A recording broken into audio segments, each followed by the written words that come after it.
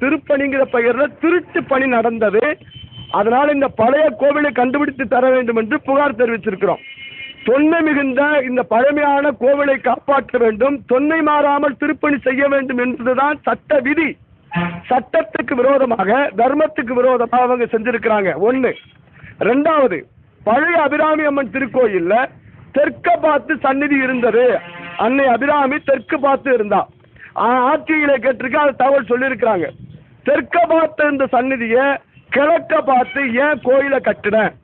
இது ஆகம விரோதம். ஆகவே அந்த தெற்க பார்த்து சந்நிதி இருந்த இடத்துல ஒரு படத்தை வச்சிருக்காங்க. வித்தவுட் பெர்மிஷன், அனுமதி இல்லாம படத்தை வச்சிருக்கிறாங்க. அப்ப தெற்க பார்த்து சந்நிதியை ஏன் நீ கிழக்க பார்த்து வச்ச? ஏன்னா கடந்த டிசம்பர் 7, 2024 இந்த அறங்காவலர் குழுவுல பொறுப்பில் இருக்கக்கூடிய வீரகுமார் என்கின்ற நபர், நான் பெயர் சொல்லிய குற்றம் சொல்றேன், அவர் சொல்றார், ரொம்ப யோக்கிய மாதிரி பேசினார். பின்னப்பட்டு போன சிலைகளை கோவிலில் வைக்க மாட்டோம். ரைட், இது பின்னப்பட்டதா? இதை ஏதா மண்ணுக்குள்ள புதைச்சிங்க? அறிவில்ல உங்களுக்கு? அறிவில்ல? மண்ணுக்குள்ள ஏண்டா புதைச்சிங்க எங்க கோயில? கோவிலை கட்டி இந்த நாயக்க மன்னருடைய அடையாளத்தை ஏண்டா மண்ணுக்குள்ள புதைச்சிங்க? அப்புறம் சொல்றாரு, ஆகமத்துக்கு விரோதமாக 4 தூண்கள் பின்னமாய் போச்சு. ஒட்டுமொத்த கோயில் எப்படி பின்னமா போச்சு? தூணெல்லாம் எங்க விட்டீங்க? களவாடி தின்னீங்க. இது என் கேள்வி. இவங்க திருப்பணிங்கிற பெயர்ல திருட்டு பணி செஞ்சிருக்கிறாங்க. அது மட்டுமல்ல, இந்த தர்ம விரோதம், தெய்வ சந்நிதியை மாத்தினது அத்தனைக்கு காரணமா யோக்கியவான்களாக இருந்தா, மானஸ்தனா இருந்தா இந்த அறங்காவலர் குழு ஒட்டுமொத்தமா ராஜினாமா பண்ணிட்டு போகணும். முழுக்க முழுக்க சட்டவிரோதம், அநியாயம், கட்சியாபிஷ் மாதிரி நடக்குது சார் இந்த கோவில் நிர்வாகம். ஒரு அந்த ஜவுளி கடையில் வேலை செய்யறவன், செல்போன் கடையில் வேலை செய்யறவன், கோவில் அலுவலகத்துக்குள்ள சம்பந்தம் இல்லாத ஆட்கள் வேலை செய்யறான். நீங்க பார்த்திருப்பீங்க, நேற்றெல்லாம் கொடியேற்றம் நடந்தது. ஒரு 100-150 பேர் தான் இருப்பேன். எதுக்கு இந்த சில பேருக்காது? நான் இந்த நேரத்தில் பத்திரிகை சகோதரர் வாயிலாக நான் வேண்டுகோள் வைக்கிறேன். மதிப்பு மிகுந்த அண்ணன் செந்தில்குமார், சட்டமன்ற உறுப்பினர் பழனி, அவருடைய பெயரை திரு வீரகுமார் என்கின்ற நபர் ஒட்டுமொத்தமாக டேமேஜ் பண்றார். அதிகாரம் இருக்குங்கிறதுக்காக என்னென்னமோ பண்றார். இந்த அஜீஸ்னு ஒரு நபர், ஒரு இஸ்லாமியர் இந்த கடை வச்சுட்டான்னு முஸ்லீமுக்கு கடை விடலாமான்னு மத பிரச்சனையா மாத்துறாங்க. அதுக்கு ஒரு சில பேர் கைக்கூலி தரக வேலை பார்த்தான். நான் என்ன கேட்கிறேன், இருக்கக்கூடிய கிட்டத்தட்ட 100க்கு மேற்பட்ட கடைகள் இருக்கு. அந்த கடை வாடகைக்கு எடுத்து ஒழுங்கா இருக்கிறானா?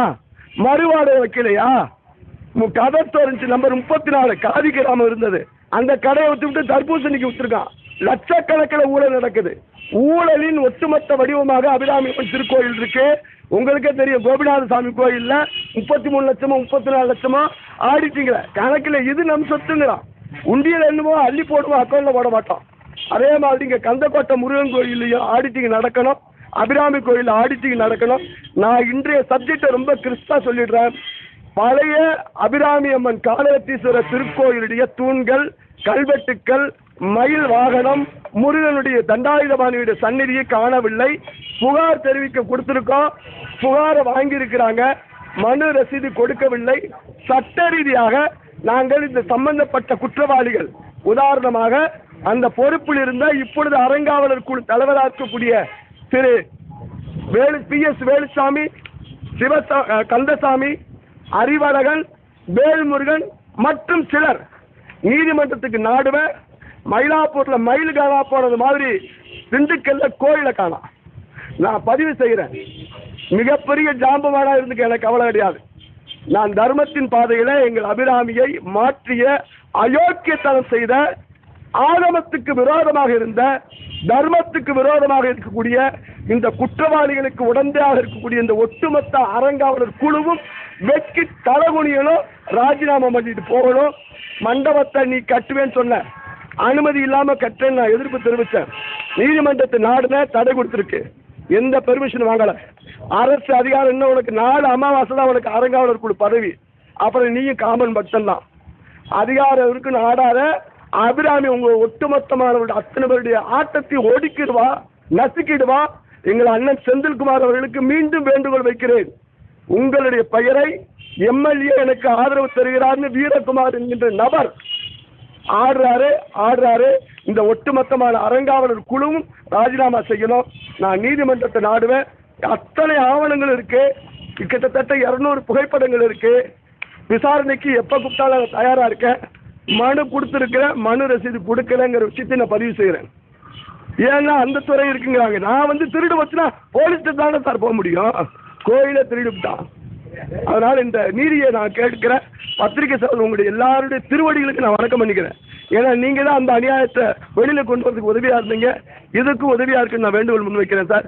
விரைவில் ஐயா பொன்மாணிக்கவேல் அவர்கள் திண்டுக்கல் வர இருக்கிறாங்க. நன்றி, வணக்கம். 13-14 அப்ப இருந்து அறங்காவலர் குழு தான் திருப்பணின்ற பேர்ல திருட்டு பணி மேற்கொண்டாங்க. இப்ப இருக்கு அறங்காவலர் குழுவை குற்றச்சாட்டு சார். அந்த திருடத்தாலும் அறங்காவலர் குழு தலைவரா போட்டு வச்சிருக்க.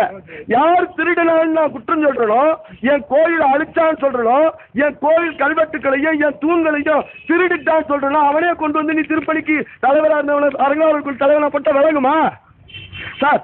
பின்னமா போச்சுன்னு உங்களால் தான் சொன்னான். இந்த வீரகுமார் என்கின்ற நபர் தான் ஆகமத்த பெரிய வல்லுநர். இவர் புலி. இவர் இந்த இது பின்னமா பார்த்தா உடஞ்சு வச்ச அந்த தூணு. இந்த ஒரு போட்டோ போதும்டா உங்களை ஜெயிலுக்கு அனுப்புறதுக்கு. இந்த ஒரு போட்டோ போதும். இதை நீதிமன்றத்தை சொல்லி ஆகணும். திருட்டு பண்ணி தான் நடந்திருக்கு, இல்லைன்னு சொல்லுங்க. இருக்கக்கூடிய கடைகள்லாம் யோக்கியமா இருக்காங்களா?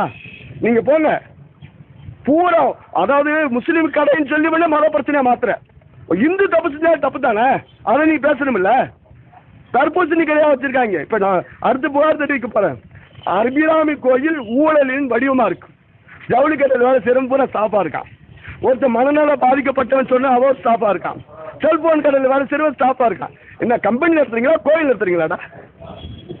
அநியாயம் அல்ல, வெக்கி தலை குனியணும். திண்டுக்கல்ல உங்களை போன்ற சகோதரர்கள் உண்மையை சொல்றீங்க.